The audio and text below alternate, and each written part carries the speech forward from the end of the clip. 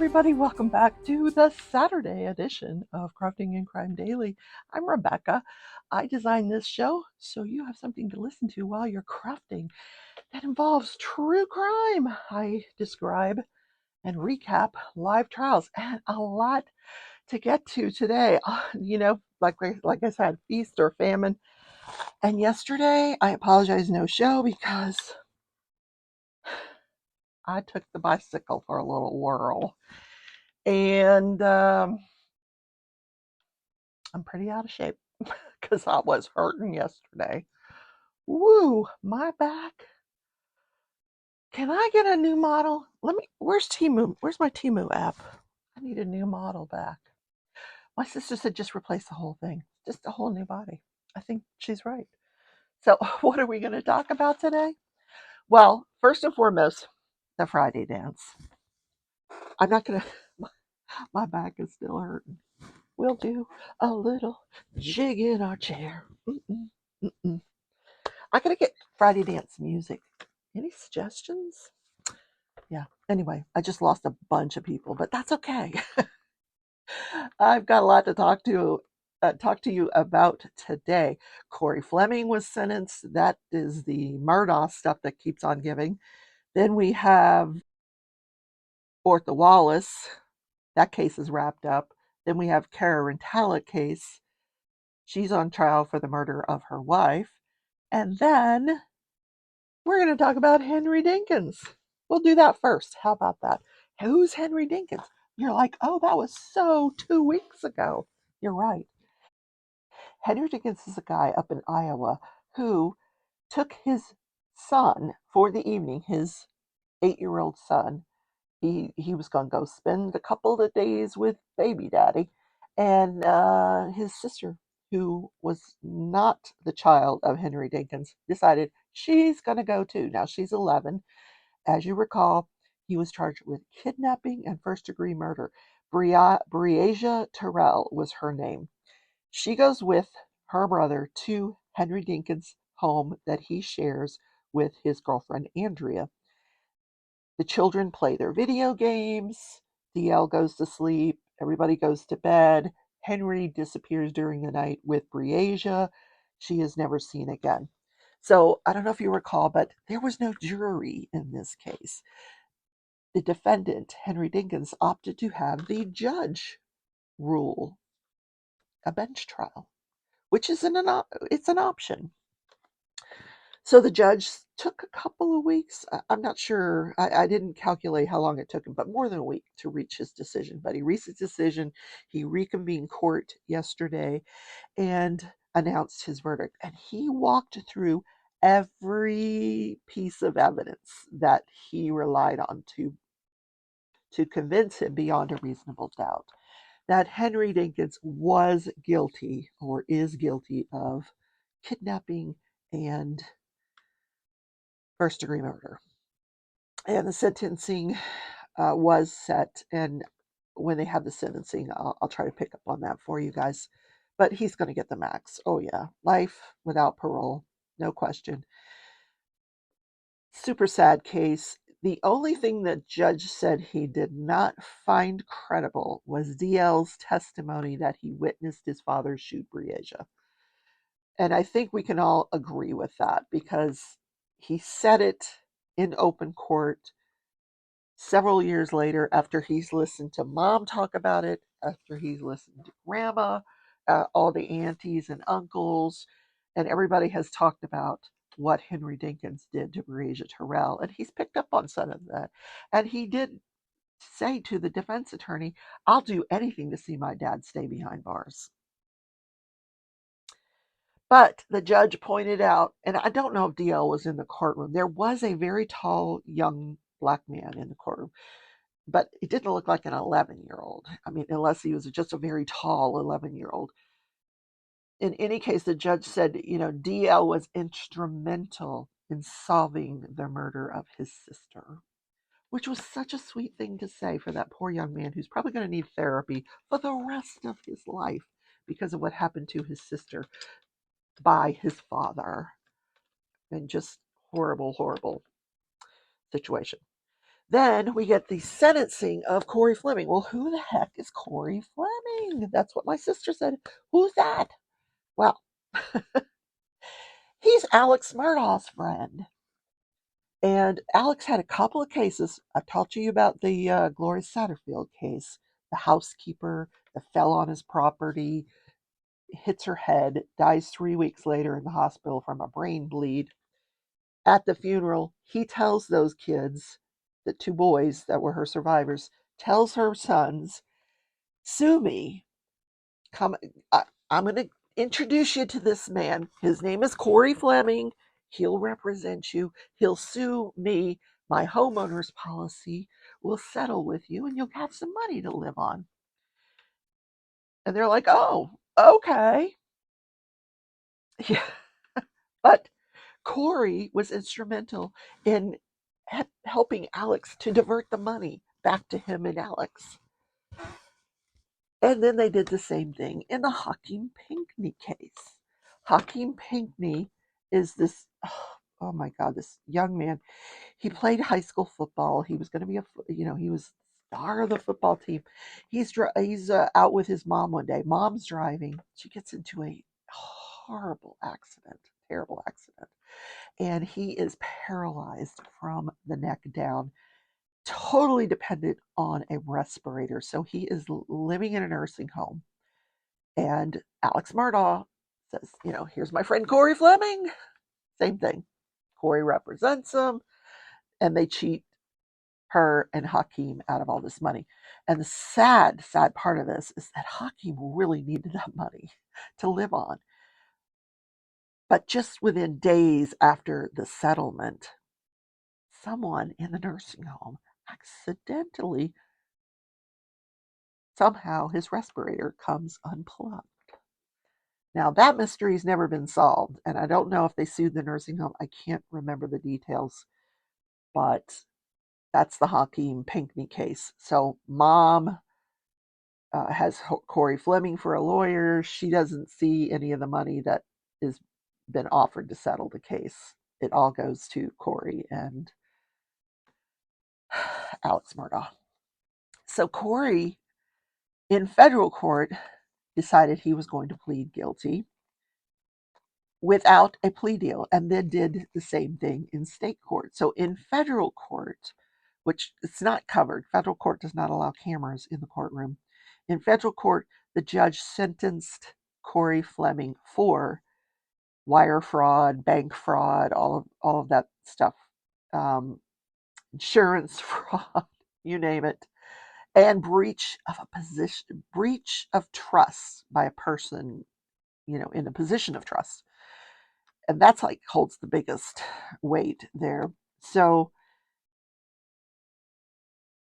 he sentences him to 46 months in the federal prison. So during yesterday's sentencing proceeding, or it actually happened on Thursday. So what happened on Thursday was Clifton Newman went to that courtroom for the day. He travels around. So he's in this courtroom. First he hears the Alex Murdaugh, let's get this case set for trial hearing, and they set it for November 27th. Then the next hearing is Russell Lafitte. He defers any decisions on setting that case for trial pending, when is he supposed to be reporting for his federal sentence? Apparently he's still out on bond. And then he recessed and he came back later on after I already put up my video explaining what happened in the first two hearings. The Corey Fleming sentencing took place, and there was a lot of people that had a lot of great things to say about Corey Fleming. An older lawyer got up, friend of the family, friend of Corey's, probably in his 80s, hopefully not practicing still. But he said, while no one supports his conduct, I'd like to read from the Bible. Psalm 51, a broken and contrite heart, O Lord, you will not despise. And he's saying this to say that, he's repented. He has taken responsibility for his actions. He's pleading without a plea deal. He's just throwing himself on your mercy. He's a great person. The mother of Hakeem Pinckney has forgiven him. She stood up in federal court and said, I forgive you. And he cried and said, I don't deserve your forgiveness. Yeah. His paralegal got up, former paralegal, and she said, he always treated me with respect, compassion, and kindness. And he does good things for everybody in the community. He donates to charity, and he's got a lot of greatness left in him, and to the point where Judge Newman during his sentencing said, this is not a funeral. He's not dead. He says, I haven't seen this many people speak since the revival I went to last weekend. He says, and his defense attorney had asked for the sentence to be 46 months concurrent with his federal sentence, so that he would be out fairly soon with gain time. In any case, judge is like, no, I know the federal judge, I think he's a great judge, but this is a different system. And what you and Alex Murdaugh did was one of the greatest crimes a lawyer can commit, and probably one of the greatest crimes ever committed in the history of South Carolina. He goes, there's no one in South Carolina that can go into a lawyer's office, hire a lawyer, and have any kind of trust in that lawyer because of what you and Alex have done. Now, he didn't mention Alex because Alex hasn't been tried for it yet. He hasn't been found guilty. But, I inserted Alex into that. It's all alleged on the part of Alex, even though Corey has said, I'm guilty.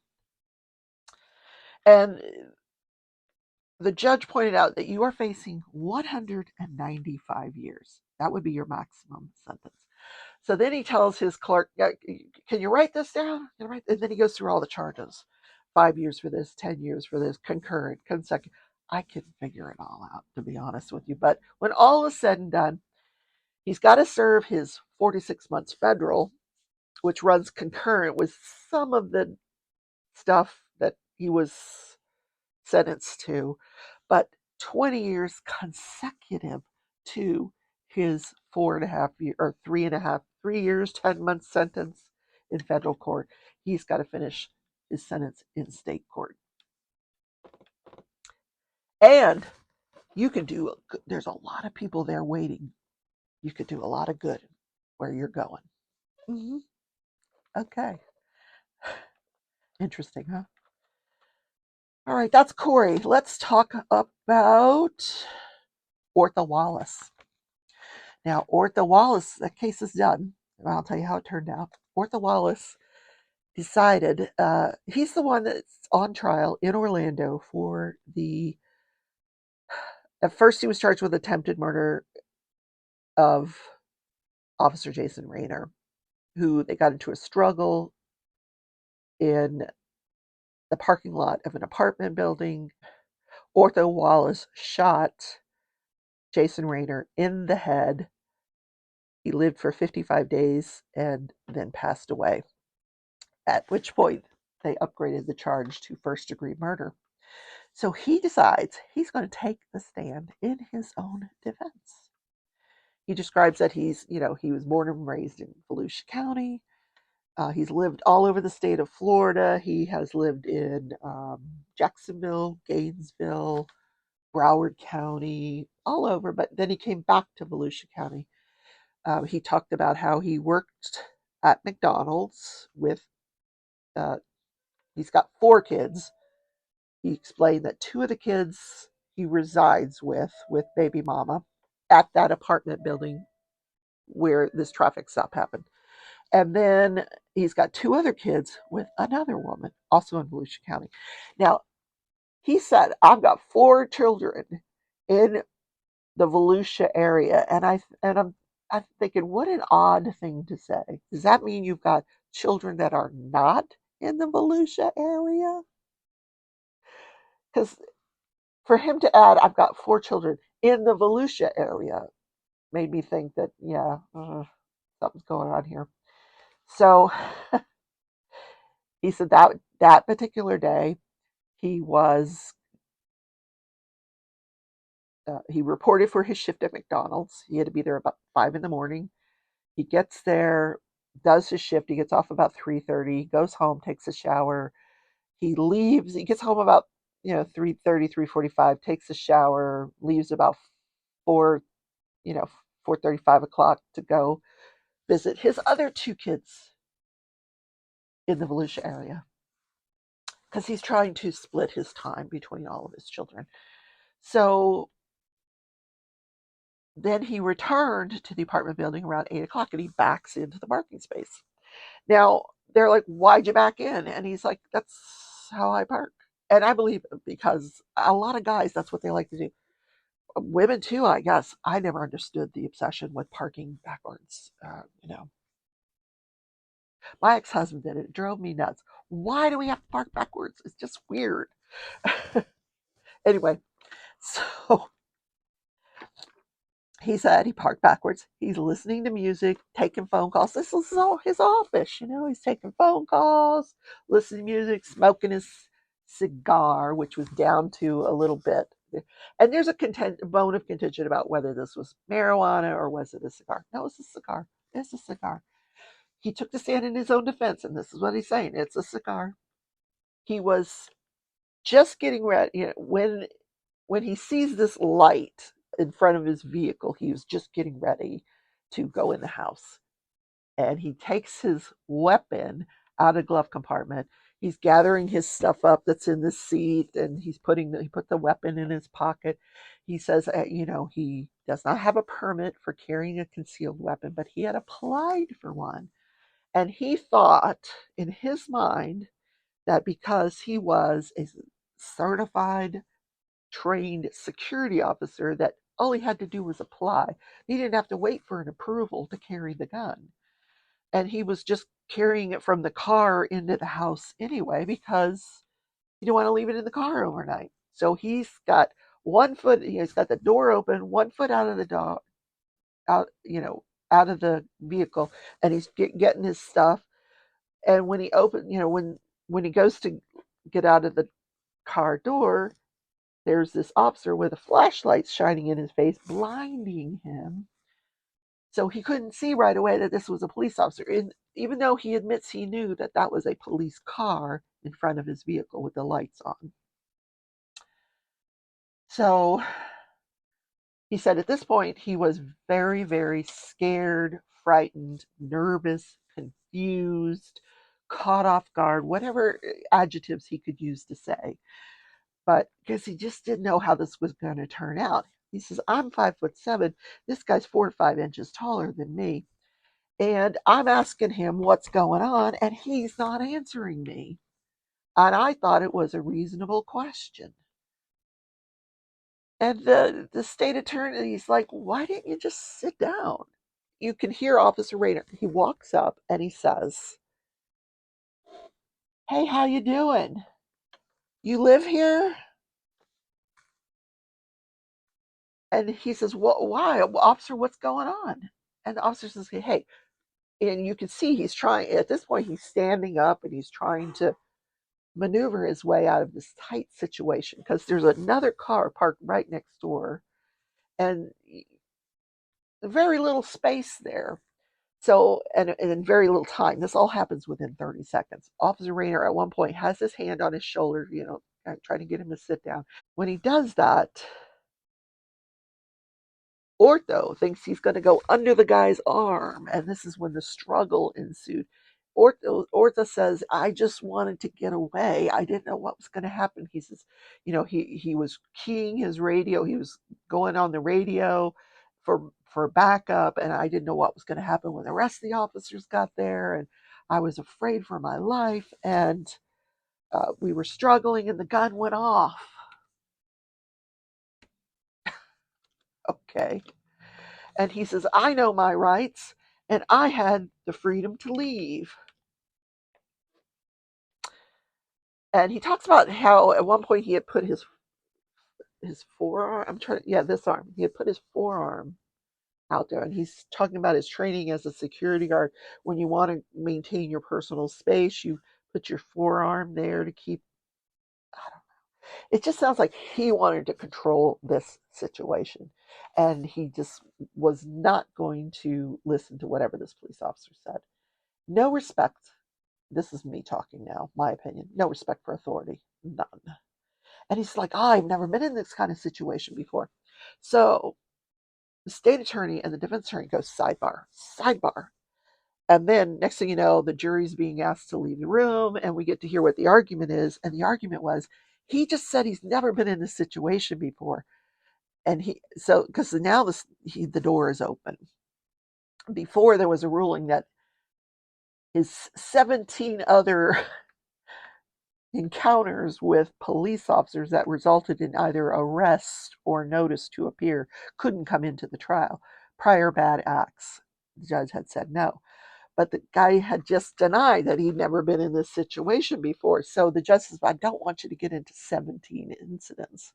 He says, how about we find the ones that are similar? And so there were 3 that were at night. And so the jury comes back. He says, you said you were never in this situation before. And you've been in this situation before. You've been stopped by other officers. Did you do what they told you to? He says, you were a security guard. When you gave someone a command, didn't you expect them to follow what you were saying? He goes, yeah, but I asked him a reasonable question and I expected an answer. Listen, I got to tell you, it don't matter who you are. If you're stopped by a cop, you better just do what they say. Just do what they say. Trust me, you're better off. They're very intimidating. I get it. Cops are really intimidating, but do what they say. Keep a smile on your face. If you want to flirt, do some flirting, but don't piss them off and don't get into a struggle. So they're like, and the gun went off. This was self-defense. And so then why did you flee? Why didn't you run into your apartment building, lock yourself in there, and call the 911 and tell them what happened? And that, he's like, because I was scared what would happen. I'm afraid of these other police officers too. I'm not going to call them to come get me.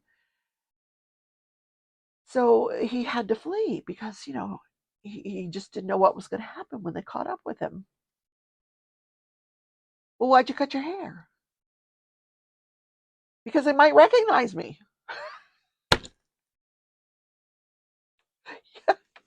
Yeah. Oh my God.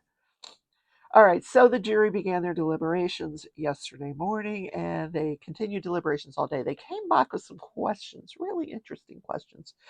And some of the questions involved being detained by a police officer. At what point was he being detained? Was he free to leave? Very good questions. Very good questions. So the jury continued their deliberations today. I don't know what's going on with this judge on Monday, but he wanted this thing over with. And so they continued their deliberations this morning, came back with a verdict shortly around lunchtime on the East Coast.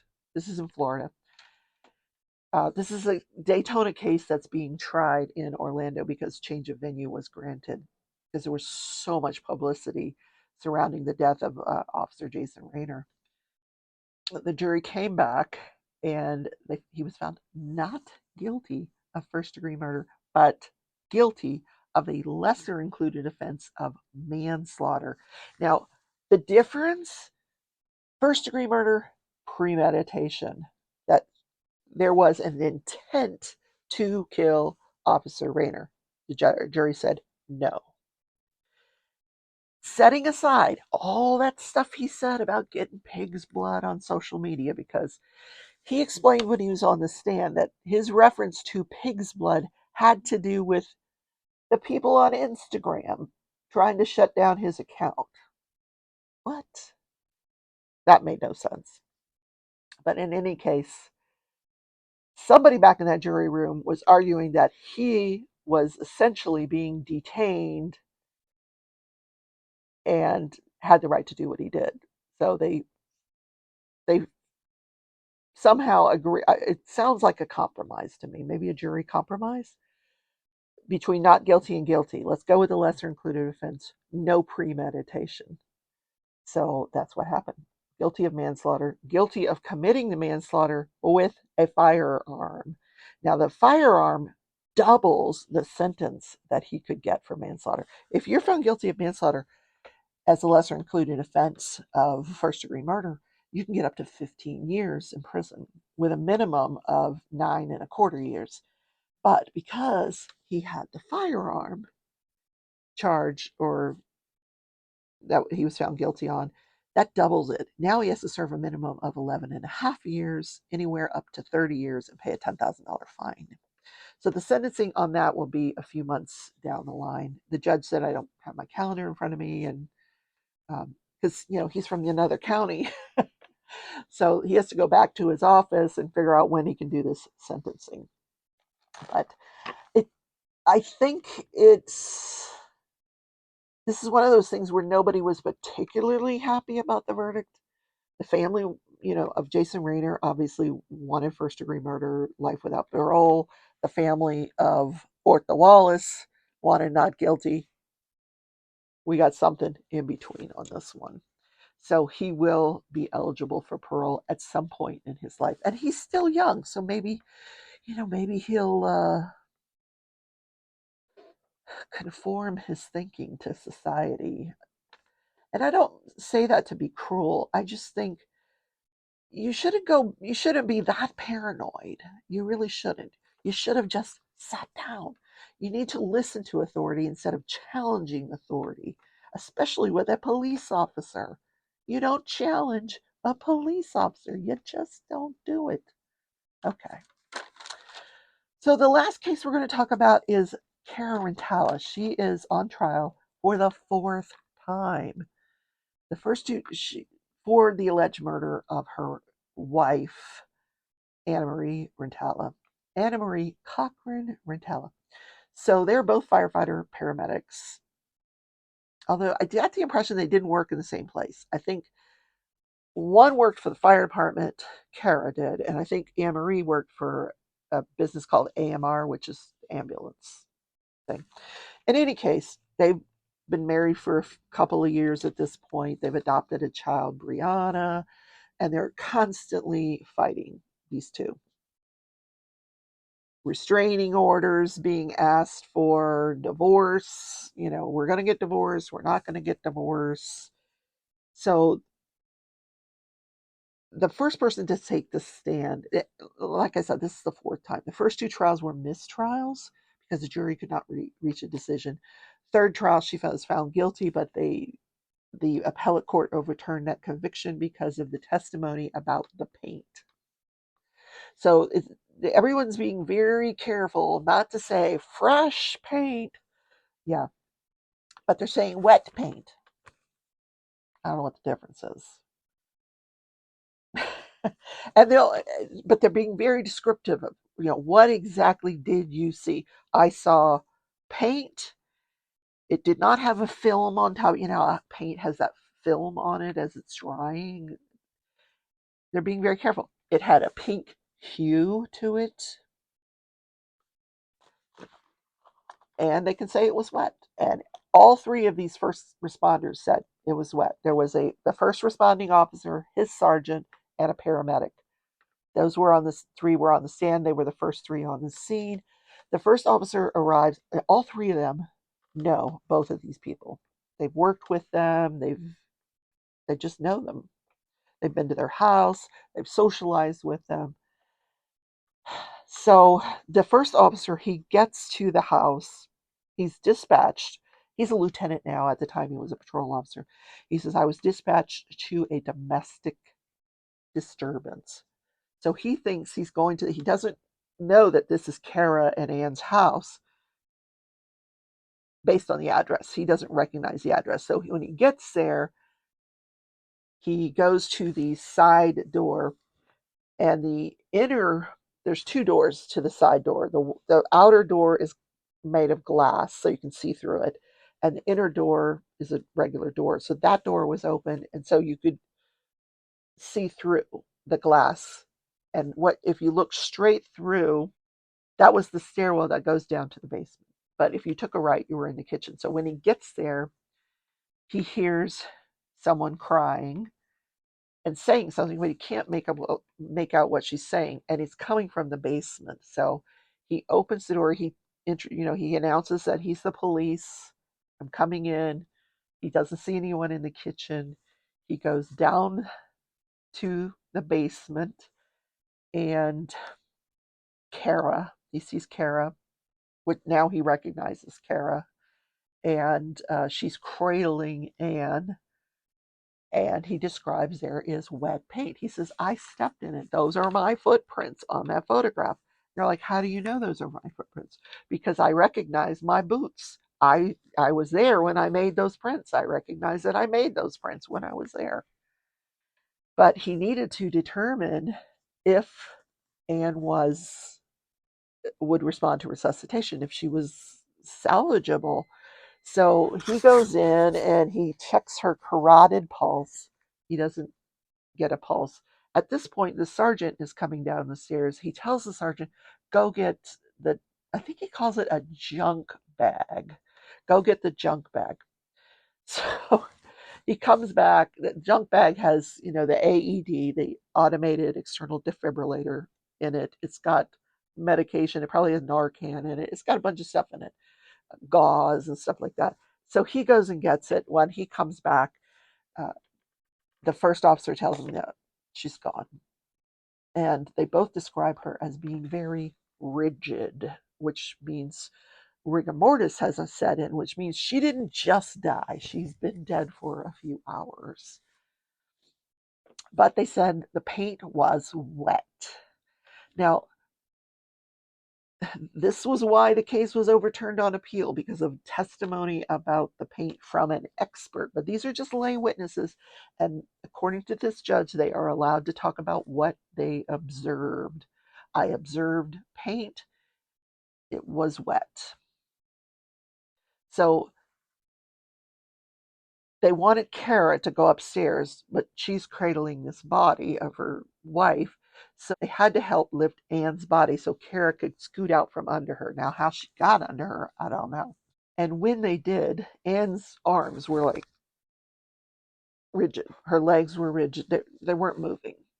They were, 8 to 12 inches off the ground, and that's where they stayed. Now, if she had just been dead, they would have, been flaccid, like this. But the longer you're dead, the stiffer you get. Yes. So, and all three saw that. So they tell Cara, go on upstairs. Now, apparently, Cara took her shoes off to get out from underneath her, and she just had her socks on, and they observed that her socks were soaked in paint and blood, and they get her up the stairs. The sergeant goes up, they tell her, don't touch anything, so she folds her arms in front of her, and she walks up the stairs, and then the responding officer goes up the stairs, and at this point, they start a log. They make sure nobody else goes downstairs, except for the paramedic that comes on the scene. So the sergeant and the first responding officer are sitting at the dining room table trying to calm Cara down, and she's making phone calls to family and relatives and things like that. At one point, she mentioned that she had stopped at Burger King to get some macaroni and cheese for Brianna. Could she go out the car and get it? I think somebody went out and got it for her so that she could feed Brianna. And then at another point, she asked the paramedic, because the paramedic then comes in. He goes downstairs, comes back up. She's dead. But now all three of them know her, and they're trying to console her. Both of these officers admit this is the first homicide they've ever had.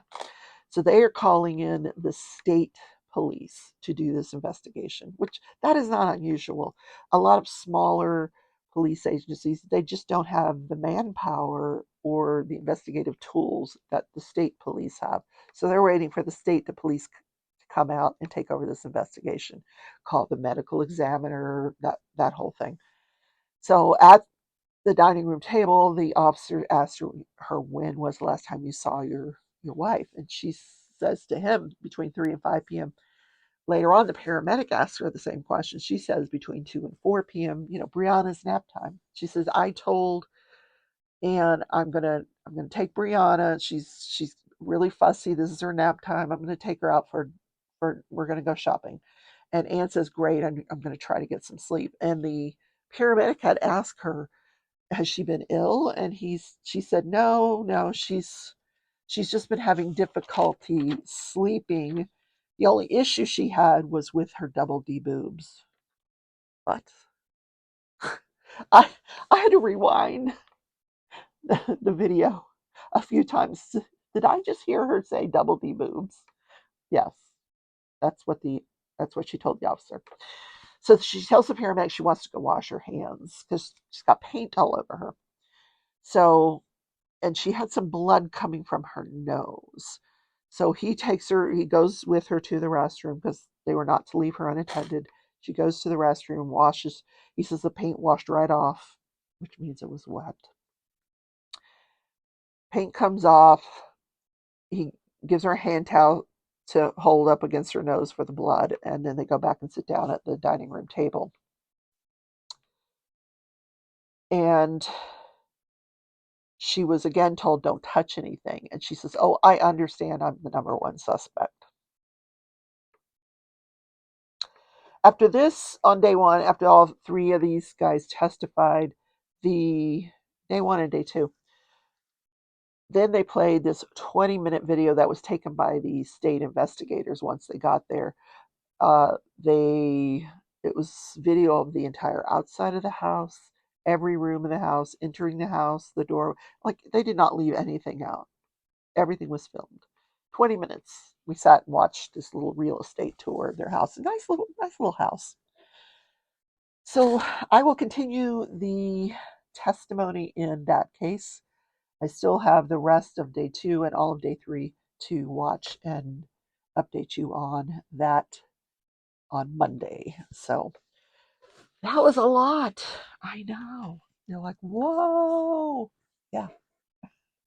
All right. Tomorrow I'll be live if you want to just sit and have some coffee with me and we'll chit chat, talk about your crafts, your projects that you're working on. Love to hear about those. Answer any crime questions that you might have about courtroom proceedings. Why did this happen? Why did that happen? Let's talk about it tomorrow at 11. I'll see you guys then. Bye.